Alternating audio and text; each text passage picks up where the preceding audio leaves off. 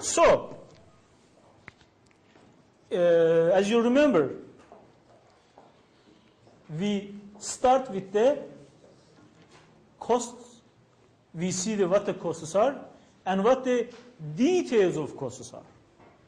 And right now, today, we are going to, analyze firm behavior. Okay, firm behavior. So we are going to start to talk about firm behavior. So to talk about firm behavior, we should know the revenues part. So previously, we have mentioned about cost part. Right now, we are going to see the revenue part, and then we are going to determine profit.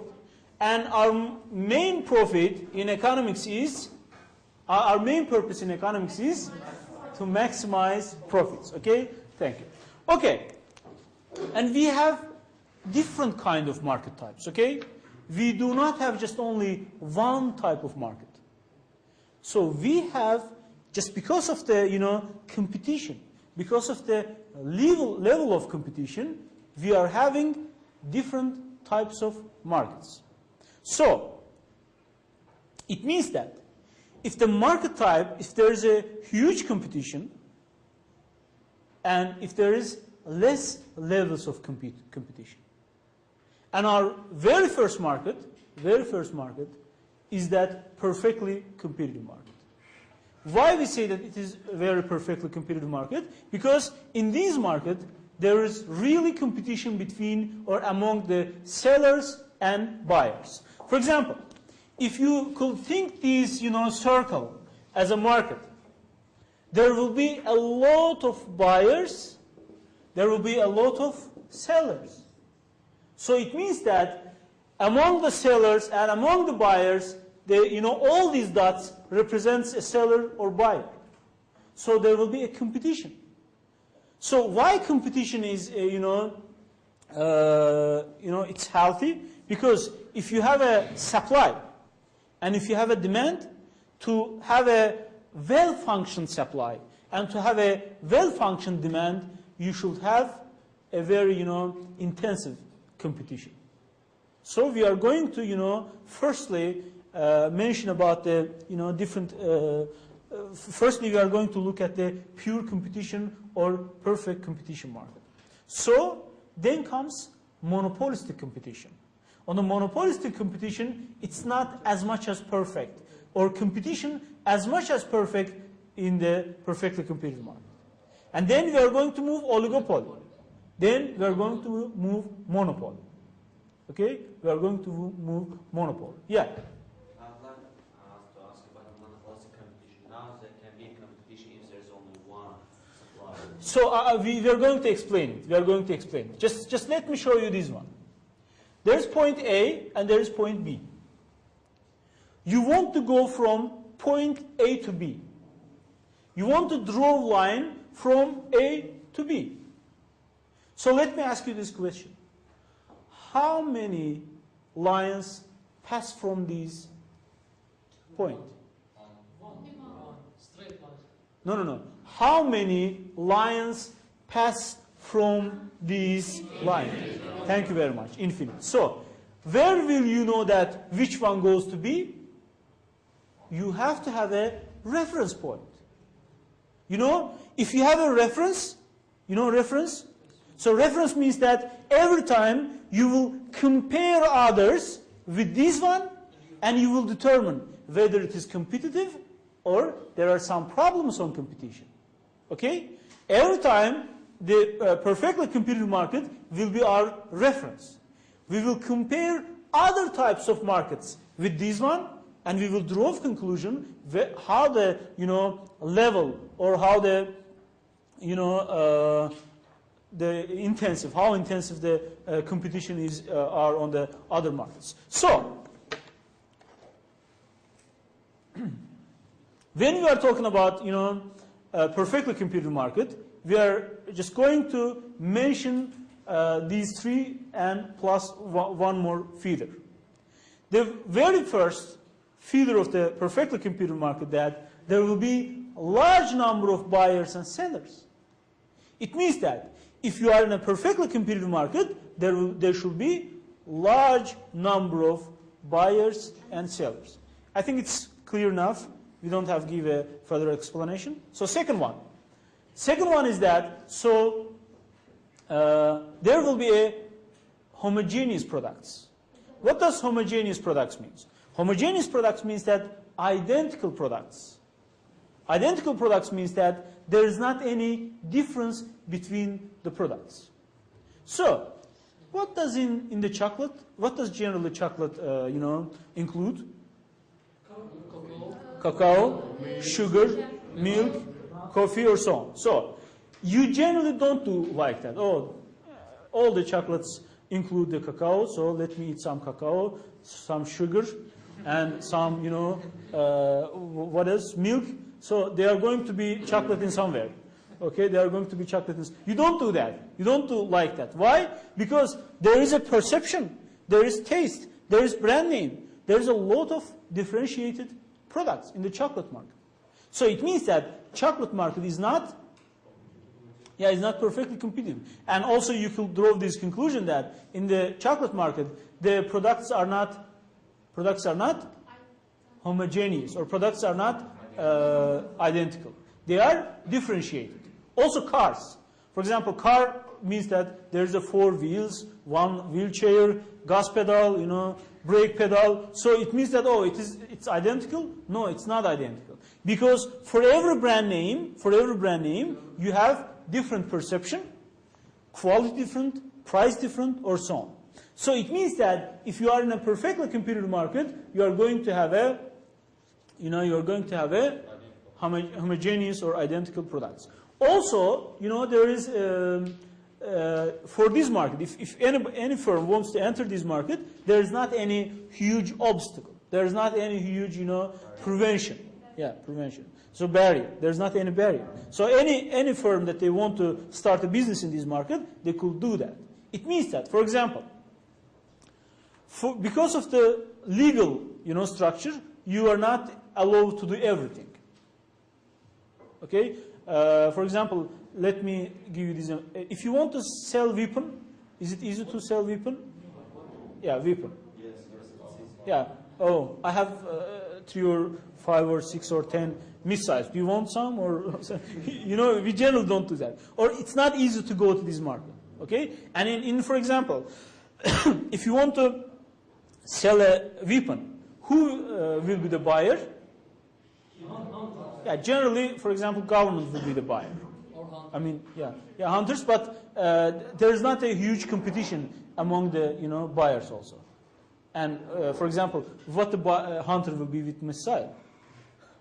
Take some missile and hunt the deer or something? No, of course. So it means that there are a lot of market types which there is not a perfect competition. So we do have this one, but we don't have it in real life. Why we don't have it in real life? Because the feeders that it requires is not easy to find. It's very challenging. Homogeneous products, I told you, it's not easy to find. Or easy entry and exit is not easy to find. Also, negligible firms. For example, think about Azerbaijan GSM market. There is Zercel, Axel, R-Mobile, and others, so on. Zelphone, or so on. So it means that in this market, we cannot accept it as a perfectly competitive market. There is just a bunch of companies, bunch of firms. You understand my point? So it means that we are going to, every time, we are going to take it as a reference point, and we compare others with this one. And we will see that how much others are competitive. And also, if there is a large number of buyers and sellers, it means that for an individual firm, how much of they produce the total production in the market? Yeah, just it's the small fraction of production is done by individual firm. So are they have a huge influence on the market price level? So we call them, they are a negligible. Okay? So it means that they don't have strong, they don't have heavy influence, or they don't have chance to influence the market price. So because of every individual firm in the perfectly competitive market are called as price takers. Price takers. What does price taker mean?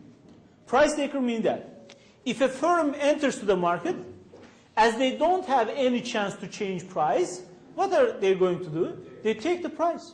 What's the given price? They are going to accept it. So in every market, as you know, there is a supply and demand. So their supply and demand will intersect and there will be equilibrium price. So in this equilibrium price, they do not have chance to change it. They do not have to change, yeah, they will accept it. So the firms that they accept the, yeah, if supply increase or demand decrease or supply decrease, no problem. There will be new equilibrium point. But when new firms come or the existing firms in the industry, they are going to accept this price. So it means that they don't have any chance, to affect the price. Yeah, change the price. So it means that they are not price, they are price takers.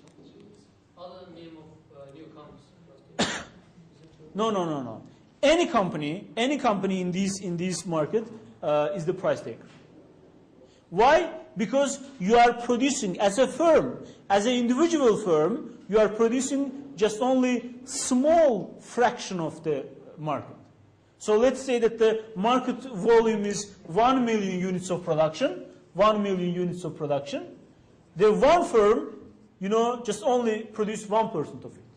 So it means that if you increase or decrease price, others will not care about you. You want to increase price, as for example, you increase price to, let's say that the market price is 5. If you increase price 6 to 6, you are producing just only 1% of the market, so nobody will care you and nobody will come and buy from your company. Because as you increase price to 6, you will be seen relatively expensive when they compare you with other companies. Also, if you make it 4, the price is 4, it's not rational. Why it's not rational? Because you have a chance to sell it from 5. Why you will do it 4? So even if you make it 4, everybody will come to and buy you. So as you are producing just only 1% of the market sale, so then you are run out of your production, then price will also go back. You are not allowed, or you are not not allowed, but the market structure, market type doesn't let you go much that further. Yeah, kind of. So because there is a sphere, there is a very strong competition. Yeah, there is a tough competition among producers and consumers. So of course the competition is healthy. We accept that competition is healthy.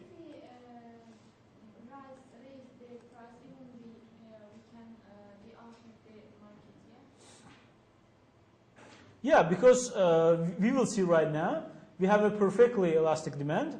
So quantity of a good demanded will go to 0. As you are expensive, relatively expensive, they are not going to prefer. I mean, they are going to substitute million other firms' products in place of your firm's product. So you will get regretful. Okay, let me show you this one. So as every market, our perfectly competitive market has its very nice supply curve and very nice demand curve. So when they come together, of course, there will be a equilibrium price. But when you took it as an individual firm, so it is for market. But when you took it as when you took a demand curve for individual firms, production, you will see that it is perfectly elastic or horizontal. Why it's like that? It means that I explained to you just right now. If you increase price, quantity of a good demanded will go down to 0. If you decrease price, if you go up, with infinite numbers, so you don't have any chance to do anything. So it means that for individual firm, demand curve will be horizontally. Zamik Nazarov, why it's so? Why for an individual firm the demand curve is horizontal, or why it's like that? Because price doesn't take it. Yeah, because this firm is price taker. Thank you very much. And But demand increase or decrease. yeah, increase or decrease. From this price, as this firm is price taker, they could sell as much as they can.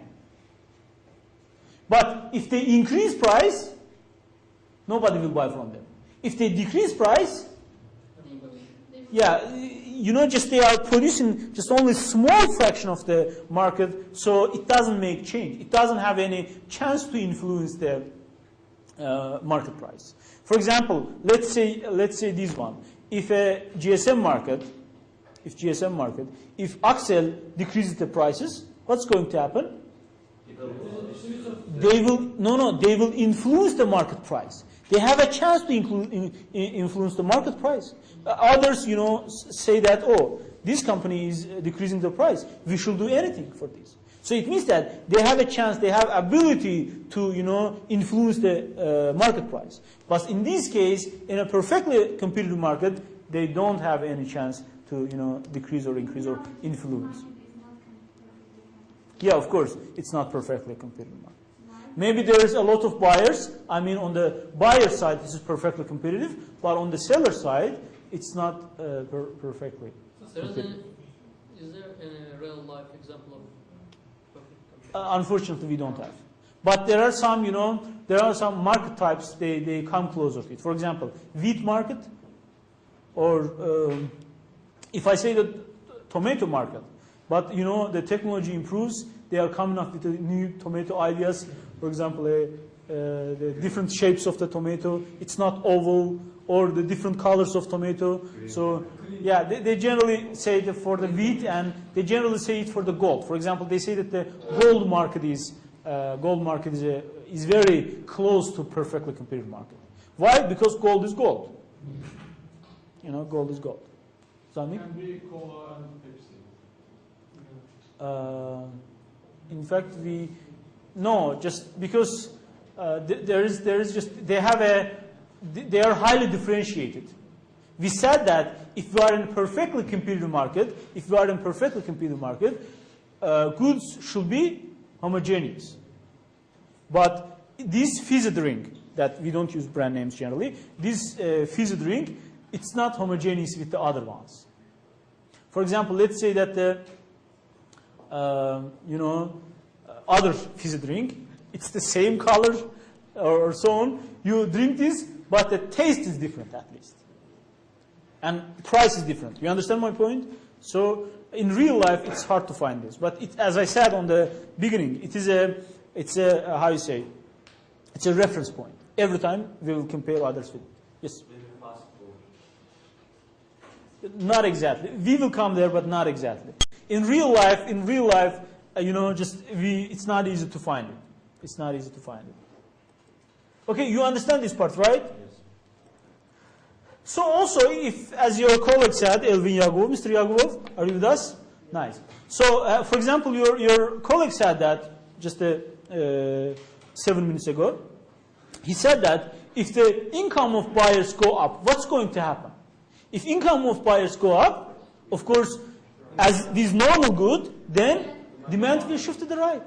As demand shifts to the right, then it means that in this market, in this perfectly competitive market, there are going to be new equilibrium price. But for an individual firm, demand curve still doesn't change. So for an individual firm, demand curve is still horizontal line. Why? You know the reason.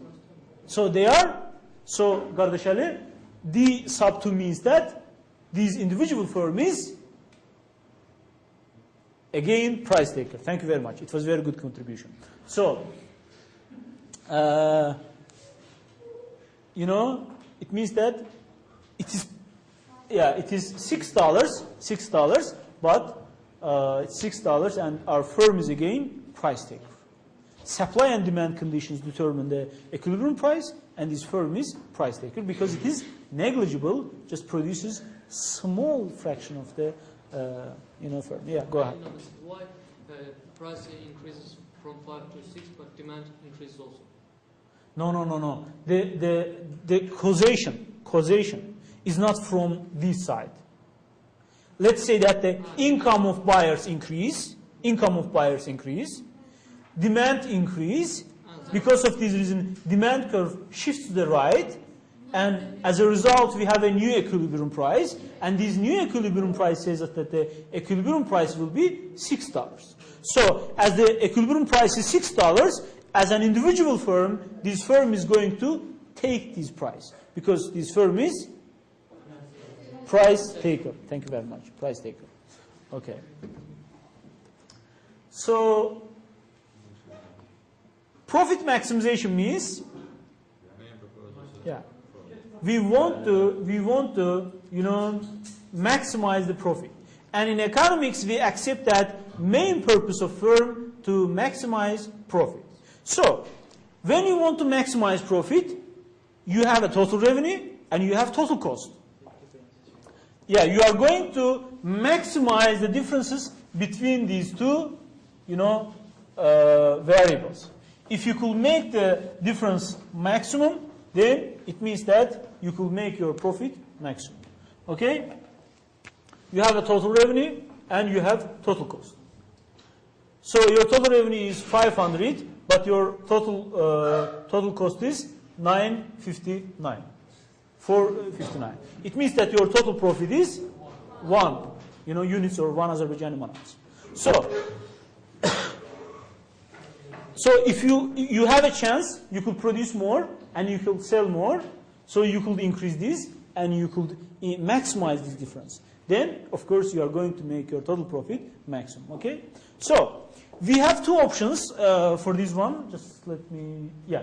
So you know that when we want to calculate the total total revenue, how much you sell, quantity of an individual firm, multiply by the price. You are going to find total revenue. So it's very easy to understand. And also about your average revenue. So, I mean, just you want to know that on an average basis, for per unit of production, how much money does your firm make?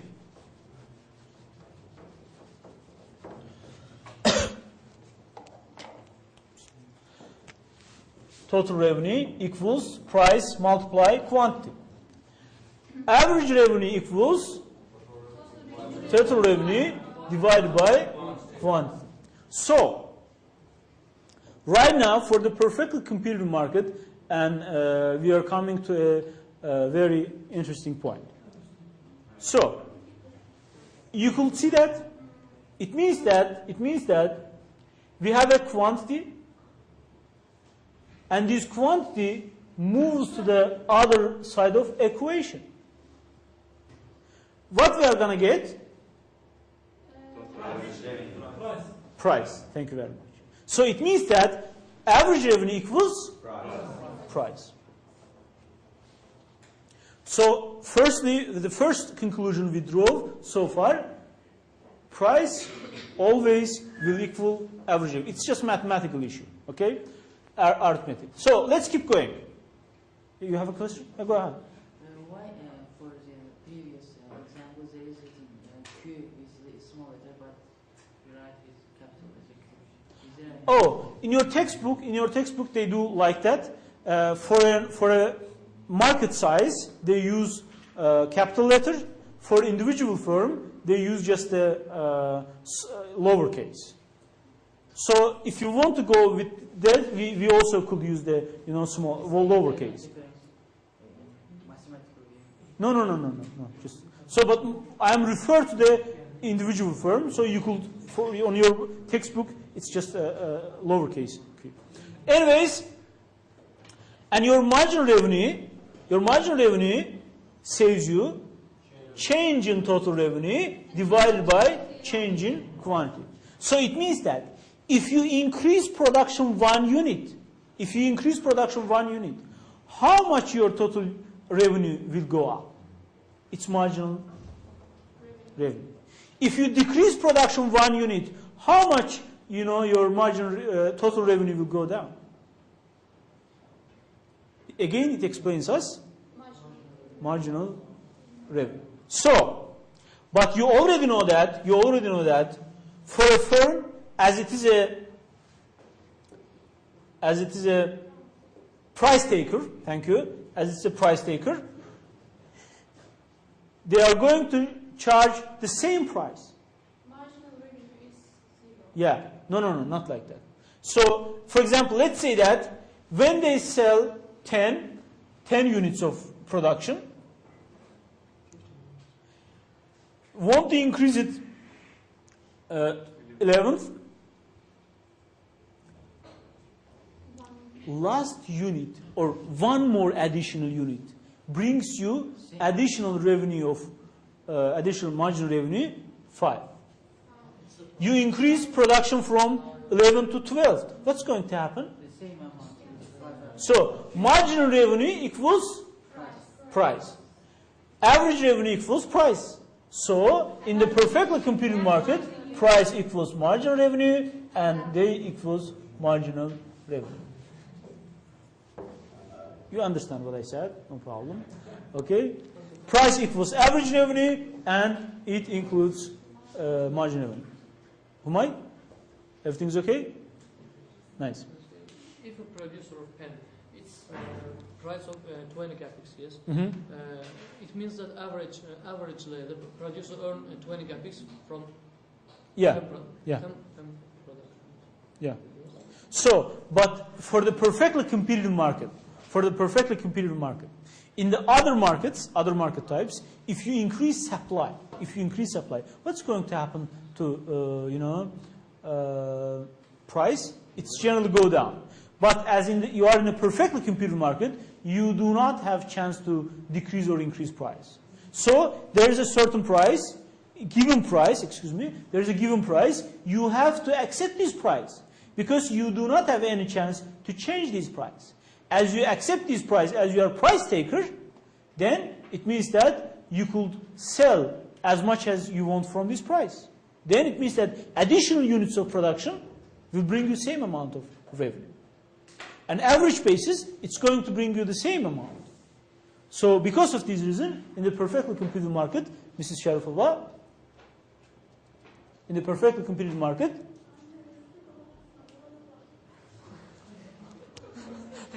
okay, in the perfectly competitive market, as your colleague said, thank you, Mrs. Sharifullah, price equals average revenue and it equals marginal revenue. Nice, very nice answer. Yeah. For the other market types, price equals average revenue anymore, but not marginal revenue. Just, okay. Nice. As you're comfortable about this one so far. Nice. Okay. Please look at this one. So we have a quantity, we have price. Please look at the price. Price doesn't change. So it means that if you want to increase the total revenue, so you could increase it, you could increase it by producing and selling more. There's not any limitation on your production. There's not any limitation about the price go down or go up. So it means that you could easily do that. You could produce more and make more money. So if I draw that line, you will say that it is, yeah, nice. It is total revenue line. Thank you very much. And on this part, total revenue, and on this part, quantity. So you produce 0, you make money 0. You produce 1, your total revenue is 5. You produce 2, your total revenue is 10. You understand my point? So it means that if you are in a perfectly competitive market, it's very important. If you are in a perfectly competitive market, your total revenue curve is, you know, is a straight line. Just Zam, let me ask you, Zam, go ahead. Why is this curve is total revenue? So, can you see this one? Okay. So what does it mean? If you are producing 0, the price is 5, but your total revenue is 0. If you produce 1, your total revenue is 5. No. If you produce 2, your total revenue is 10. You understand my point? So it means that as long as you keep producing more, you have chance to increase your total revenue. So as we are in a perfectly competitive market, you are going to increase the production, and of course, total revenue will go up. So because of this reason, as the price is constant, slope of the total revenue will also be constant. So because of this reason, this is why it is straight line. For example, not like that or not like that, you know. Why? Because the slope here and the slope here and slope is different. But in this curve, the slope is all the same. Why? Because slope of this curve is determined by the price, and price is constant. So it means that it's going to be a straight line. Yeah. You're going to ask a question? Okay.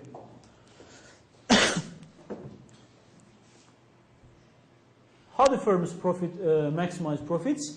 So we have two methods that we could maximize profit. First one, you already know that, İslam Eşrefli.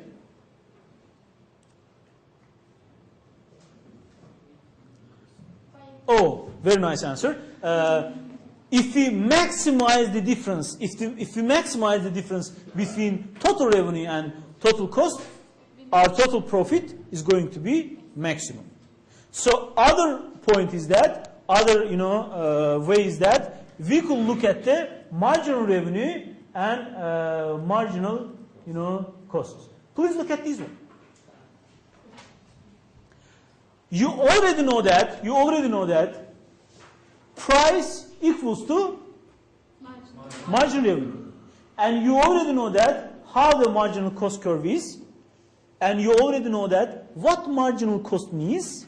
What's the definition of marginal cost? And you know what's the definition of marginal revenue. So what you are going to do?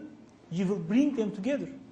When you bring them together, you could easily find out the profit maximizing level of output. Okay? Profit maximizing level of output. So,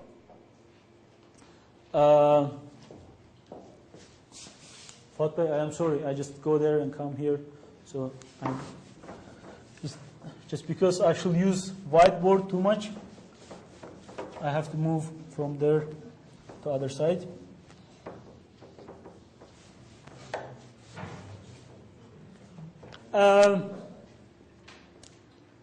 What does marginal revenue exceeds marginal cost? What does it mean? It's good. It's good. But what does it mean?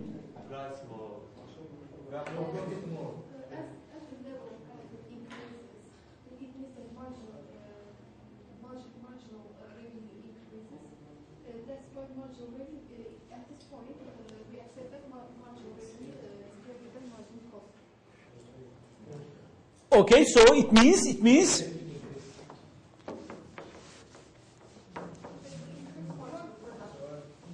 okay.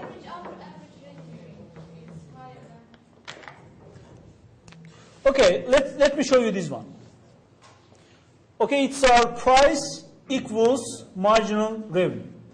And let's say that the price is 50.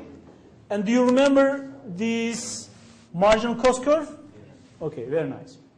So, if you are producing, let's say that at 10, and you are moved from 10 to 11. So you know that when you produce one more unit, You go up and go to the vertical line. Let's say that it is 30. So what does it mean? It means that just because you produce this additional one more unit, just because you produce that one more unit, your cost will go up 30. Let's say Azerbaijani manats. Go down. Your revenue will go up 50. Because of 1 unit. One unit. Price of 1 unit. No. Just it's the quantity, okay? It's the quantity of production, and it's the cost and revenue lines. So what does it mean? When you produce one more unit, so marginal costs and marginal revenue and marginal cost shows you that how much money, marginal revenue shows you that how much money one more unit will bring to you. And marginal cost means that how much money you should pay or you should have a cost for the extra unit of production. So you are producing 10 units of production, you increase it 11. When you go to 11th one, just because of the last one, you have to spend 30 Azerbaijani manats. But because of the last one, you are going to make 50 Azerbaijani manats money. So it means that just because of this last production, you will make extra 20 manats. So marginal profit. Yeah, we could call it marginal profit, no problem. Marginal profit. So let's look at this one. You know why it's like that? Because there is a increasing marginal product, so our marginal cost curve goes down, and there is a diminishing marginal product, so our marginal cost starts to increase. So in this case, you are producing the 12th one. What's going to happen? Your marginal cost is 29. What about your marginal revenue? Again 50. As you are a price taker, you are not able to change the price, and you are not able to change the marginal revenue. So it means that as you are producing one more unit from 11 to 12, it means that you are going to, just for the last one, you are going to make 50 Azerbaijani manats. But just for the produced last one, your cost is 29. So it means that your extra or marginal profit, as your colleague said, 21. So where these marginal profits will go to, you will add up these to total profit. You see, you add up to your total profit. Let's say that the marginal profit, it will go to total profit. It will go to total profit. So what does it mean? It means that if you keep going to production, you have a chance to increase your total profit. So let's look at this part. You are producing, for example, let's say that 30 units of production. So when you are producing 30 units of production, you produce 31. So when you increase the production one more unit, what about your cost is 30 and your marginal revenue is 50. Let's say this one. You are producing 40, your cost is 45, and your marginal revenue is 50. So when you produce from, let's say 39,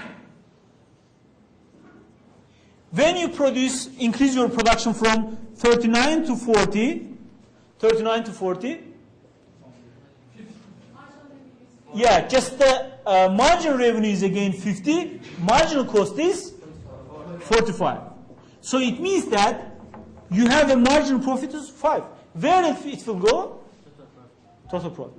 So as long as you keep going like that, you have chance to increase total profit. When this will end?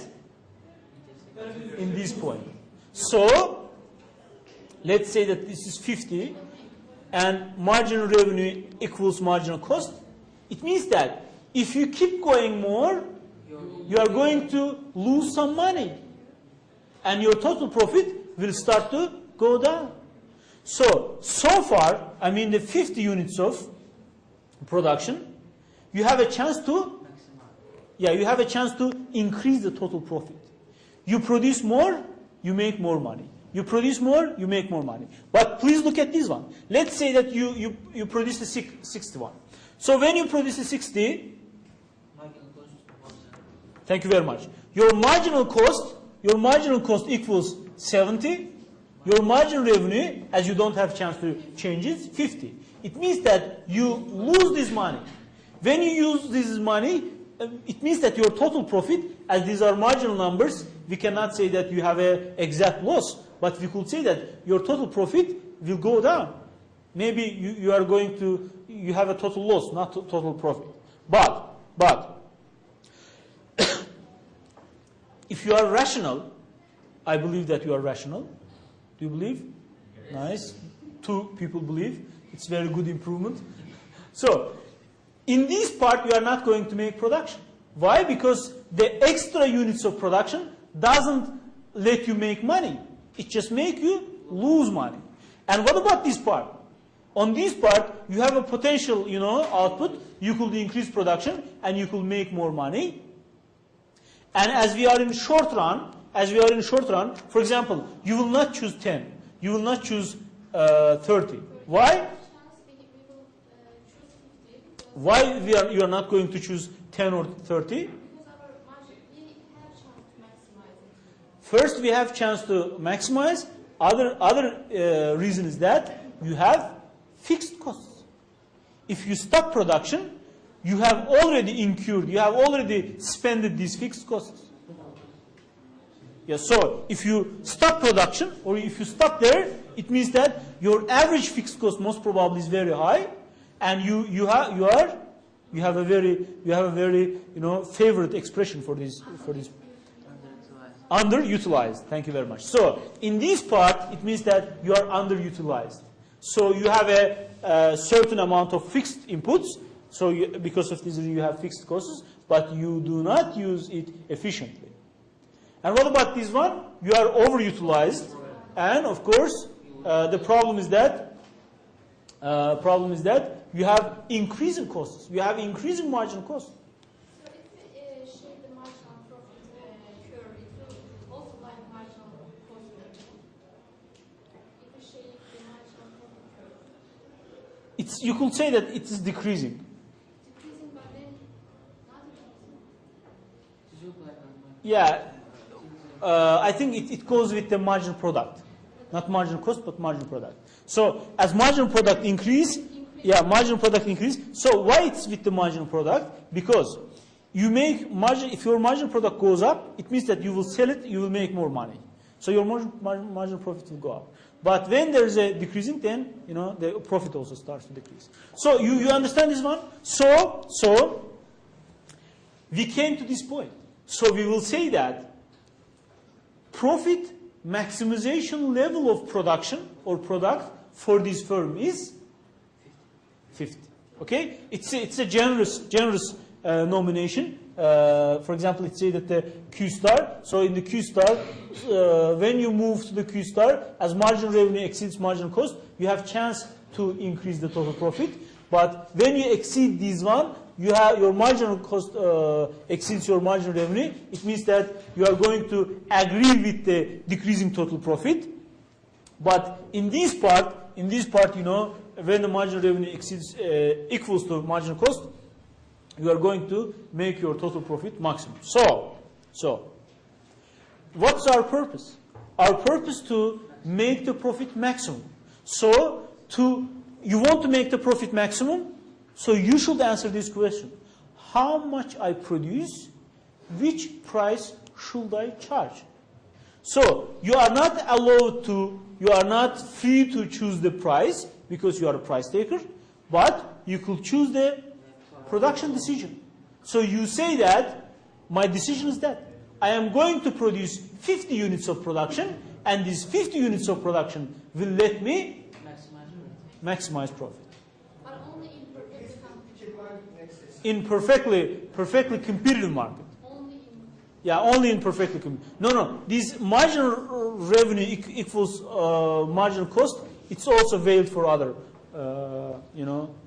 market types. Okay, so when your marginal revenue equals to marginal cost, it means that in this point, you are going to choose, you are going to pick the level of production, so you are going to produce this. You have a question? Go ahead. Marginal revenue equals marginal loss point Q. Point Q? Yeah, you could say Q star. Q star. Because on the Q sub 1, for example, Q sub 1, you still have room to go. You still have chance to increase the total profit. And on the Q sub 2, you know, you it's not rational, it's irrational behavior. I know that you are very excited for the rest of us, but because it's break time and we have to conclude. Okay, let's have a break time.